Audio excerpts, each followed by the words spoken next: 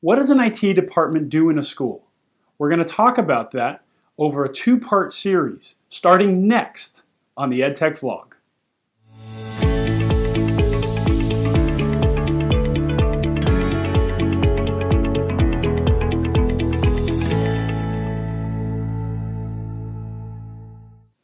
Hi, I'm Dr. Matt Harris, and this is the Edtech vlog. Over the next two episodes, we're going to talk about IT in schools, information technology, not necessarily the learning elements, but the wires and bolts and boxes and all of the important things that allow for EdTech to flourish in a school. We're going to talk about that over a two-part series because this is a rather complicated topic. In part one of the series, which we'll do right now, we're going to talk about what does an EdTech department really do? What are their key functions? And then in the second part, we're going to talk about how we should shift our IT or our view of IT to being a service to the school. So the IT should be a service-focused department. All right? So what I'd recommend is if you're an IT professional in schools, watch both of these and see how they resonate with the things that you're doing or should be doing within your schools. If you're not an IT professional and you're trying to create a better understanding of what IT does for your school, be it from a leadership perspective or an educator perspective or even a parent or student, watch these videos to get a better understanding of what the IT department does in its service to the mission and vision of the school towards improving learning for all. Okay? All right, so let's jump right in. What does an IT department do in a school? Now, an IT department in a school is somewhat similar to an IT department in just about any other function, right? They have responsibilities for anything related to computing, not everything related to electronics. And I want to make sure we clarify that because this is a common misconception within schools, and there's a few things we can do to avoid those misconceptions. Anything related to computing falls under the IT department. Now, we're not talking specifically about usage. We may or may not be talking about training, that depends on the institution, but we are talking about the configuration, implementation, and administration of any computing-related technology within the institution. Okay? Now within that, there are 5 key roles for IT in an institution. Planning, network, data, security, and support. So let's talk about those each individually so we have a better understanding of what IT does within the school. So let's start with planning.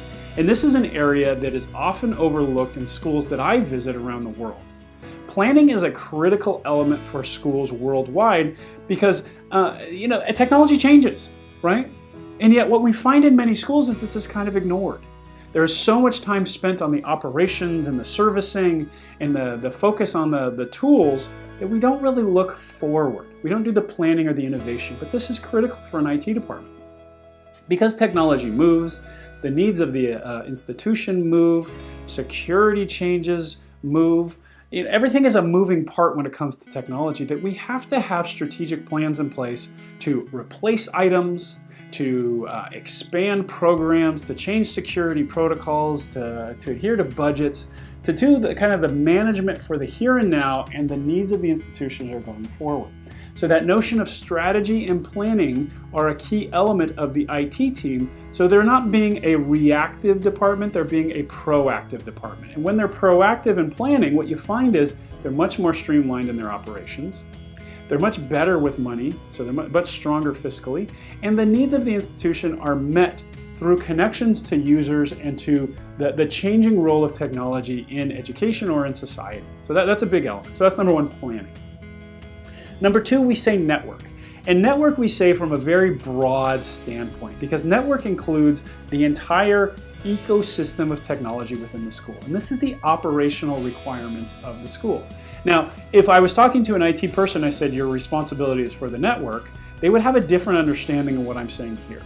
The term network I'm using here not only includes the networking elements, so the internet connections and the configurations of the wireless and all of the servers that are running our connections between ports, between peers to peers and configuration of ports and various appliances to protect us.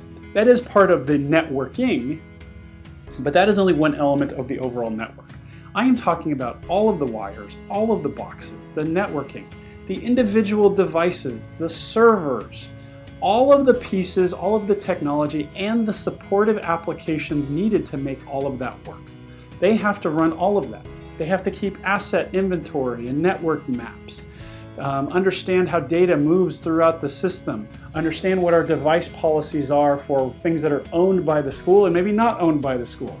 They have to control the entire network of technology within the institution. And this is what we typically think about an IT department doing. So you probably understand it, but it is incredibly nuanced, right? There are so many elements, from the internet connectivity and the wireless to down to exactly what is the configuration of an individual tool and the wires and the support needed for that particular element. So that's number 2. That's the network. Number 3 is the data. So the lifeblood of technology in a school is data, right? So think of it this way. IT is the circulatory system that makes the entire organization work. And I'm going to talk about that more later. In a school, the IT department, the IT, the technology, the ICT, whatever you want to call it, is the circulatory system. The data is the blood. Now think about that. There is not one part of a school that's not touched by ICT or IT, right? And the data that moves between them is what's critical. Data about student performance, about finance, about bus systems, about purchasing, receiving, procurement. All of these critical elements are facilitated through data. Now, that doesn't mean the IT department runs the usages of data, but they need to ensure that there's a connectivity and access to the data systems by the users within the school. So they are running all the data systems as part of that greater network and that greater ecosystem within the school. So they're not just making all the wires work, they're making sure that the data can easily move back and forth between those that need it. So that's number 3. Number 4 is security. And this is a critical item that's always been with us, whether it's locks on the doors or crisis management. In recent years, this element of IT has grown significantly, and it's one that schools are least prepared for.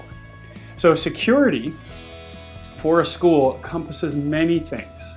It does encompass what we call physical security. So the locks on the doors to the server rooms, the protection of assets, ensuring that users know what can and can't be done within particular spaces, making sure that there aren't fire or trip hazards in various places. There is a physical security.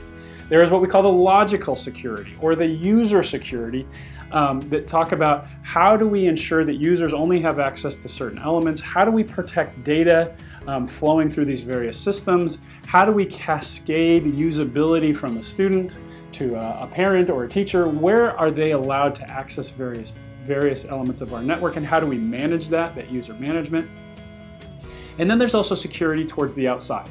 And there's an entire discussion that I'll talk about later around cybersecurity, but a strong IT system understands how to put in pieces that will allow for monitoring of potential dangers, reduction of dangers like ransomware and DDoS attacks, intrusion, and being able to handle those things when they come in. So the idea of crisis management or disaster recovery.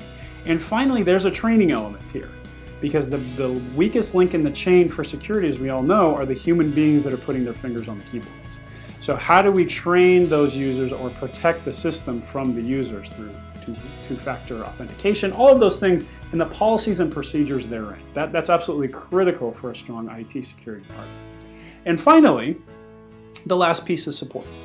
That human connection element to ensure that needs are being met. And this is a very broad part of the role of IT. IT supports users in any number of ways. A good IT department will have a robust ticketing system. So if there's a problem, they're logging what the issue is, they're putting it in the right direction, and they're deflecting things that are not right. I talked earlier about IT departments are not in charge of electronics, they're in charge of computers. So if a refrigerator goes down, that's not the IT's department. Or a coffee maker doesn't work, that's not the IT's department. That belongs to maintenance. However, not all users know that. And so they'll often use the ticketing system in a strong school.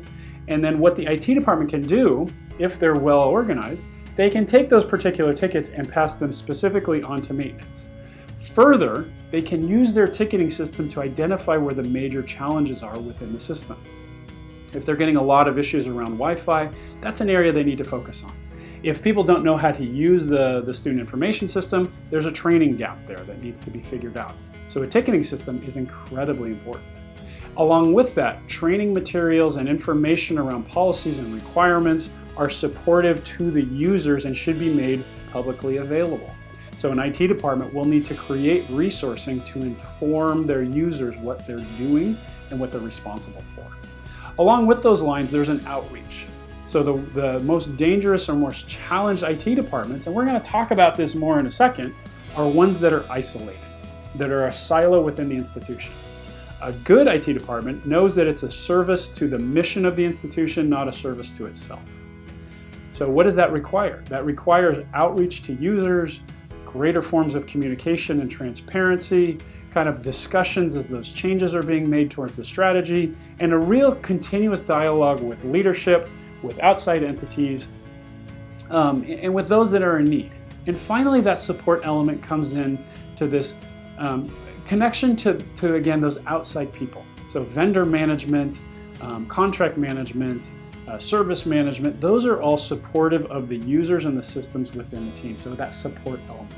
So again, the 5 roles of IT in a school are planning, network, data, security, and service or support, however you want to say it. Now, in the next video, we're going to talk about shifting the role of IT within the school to being more of a service entity, because that's really what it should be.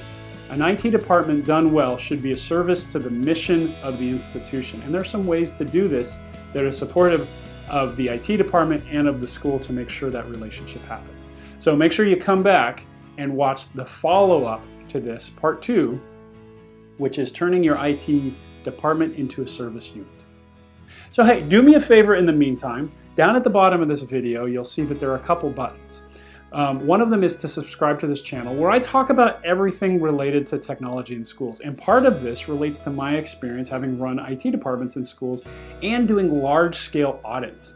So a team of mine and I have worked on creating a very robust way of measuring through metrics and data collection and KPIs what exactly an IT team should be doing within an education space on an individual level, so an individual school, or on like a school or a group-wide or district-wide view.